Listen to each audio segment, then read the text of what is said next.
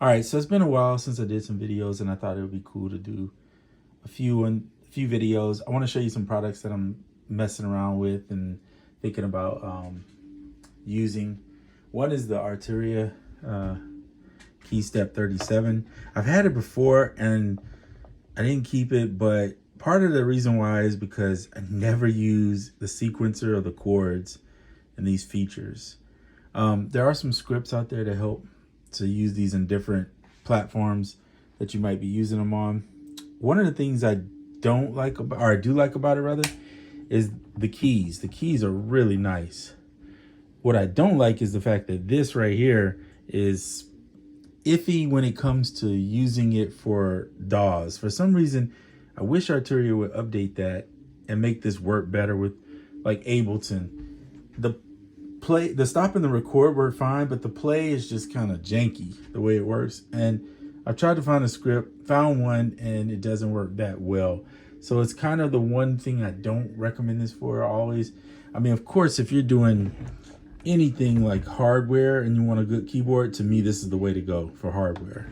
But when it comes to like Ableton, I keep it because I like the keys, and I'm not a huge fan of these touch strips, but they actually work really well, so I use it. Of course, you got the octave buttons, and you can see other reviewers on there. One of the things I like to do is, if I'm going to use the iPad, is I'll have my MIDI in and out.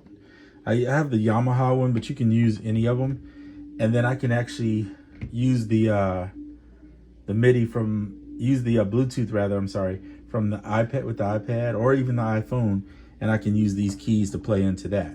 So I power it using the MacBook or one of these little batteries right here.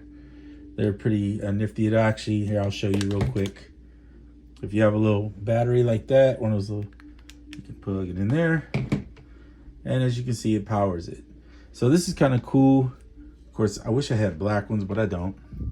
And if I had a shorter cable, you just attach this somewhere on the side or up here, wherever you want to put it. And then you can use it like, you know, that is pretty cool. So that's an option. I just leave it plugged in because most of the time when I'm making music, if I'm being blatantly honest, I'm on the MacBook. So that's where I leave it plugged in. But this is one of my favorite keyboards out there.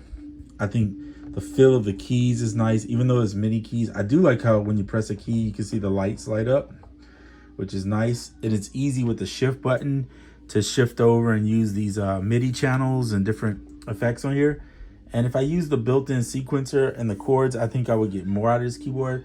But because there's so many other things and options that are, in my opinion, better, I just don't use it. But I keep it because of the keys. So that's about it. So that's the end of this video for this one. I'm going to show you some more products in the next video. We'll talk about something I'm using for guitar that I'm really liking so far. I've only had it a few days, so I'm just trying it out. But yeah, I'll let you know that in the next video. All right.